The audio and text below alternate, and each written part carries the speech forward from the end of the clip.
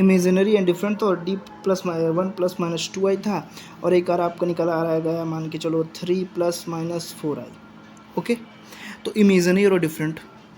तो इसके लिए आपका जो CF का सोल्यूशन होगा वो कैसे होगा उसके बारे में बात करते हैं।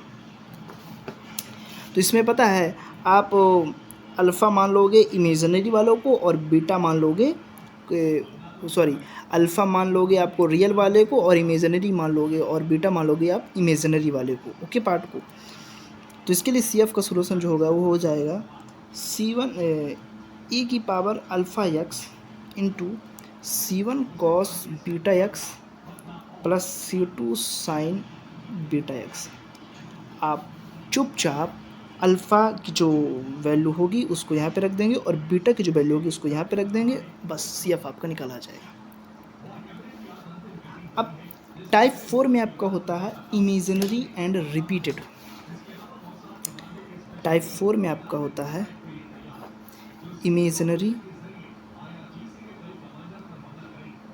And repeated. इमेजिनरी है और बार बार वैल्यू जो हो रही है वो रिपीट हो रही है। उसके लिए आप मान के चलो, मैं एग्जांपल ले रहा हूँ, यदि डी की वैल्यू 5 प्लस माइनस 6 है, कुछ ऐसा है, तो इसमें अल्फ़ा की वैल्यू कितनी हो गई 5, बीटा की वैल्यू कितनी हो गई 6।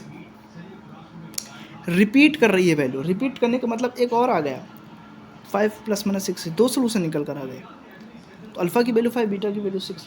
तो इसके लिए आप सोल्यूशन कुछ ऐसे निकालेंगे, y इक्वल टू ई की power alpha x into C1 x plus C2 cos beta x plus C3 plus C4 into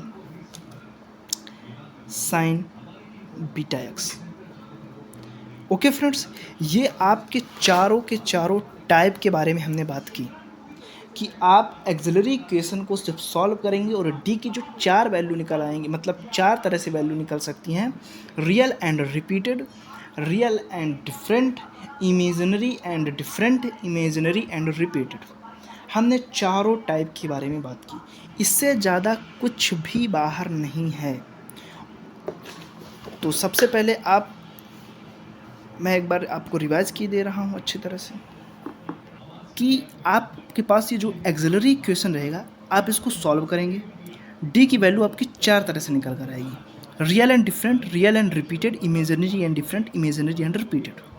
इनके सहारे से आप कॉम्प्लीमेंट्री फंक्शन बना लेंगे। यदि मान के चलिए आपको रियल एंड डिफरेंट है, उसके लिए इक्वेशन कैसे बनेगी, उसके लिए इक्वेशन देखो ऐसे बनेगी CF C1 e की पावर 1x प्लस C2, ये तो मान लो मैंने एग्जांपल पे समझा है, ये जनरल सोल्यूशन ये है C1 e की power 1mx plus C2 e की power m2x plus C3 e की power m3x plus C4 e की पावर m4x, ऐसे चलता रहेगा आगे तक, जितनी भी वैल्यू रहेंगे उसको रख दोगे। यदि रियल एंड रिपीटेड आ गई डी की वैल्यू तो उसके लिए हमने जनरल सोल्यूशन आपको ये बताया।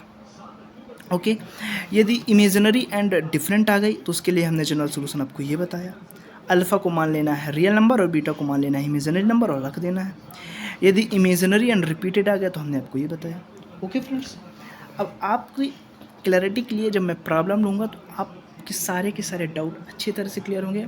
मैं इस टॉपिक से ढेर सारे प्रॉब्लम कराने वाला हूँ, तो आप निश्फिक्र रहिए, चैनल पे बने रहिए, आपका कॉन्सेप्ट अच्छी तरह से क्लियर रहेगा। ओके फ्रेंड्स, मिलते हैं नेक्स्ट वीडियो में, तब तक के लिए take care and bye bye.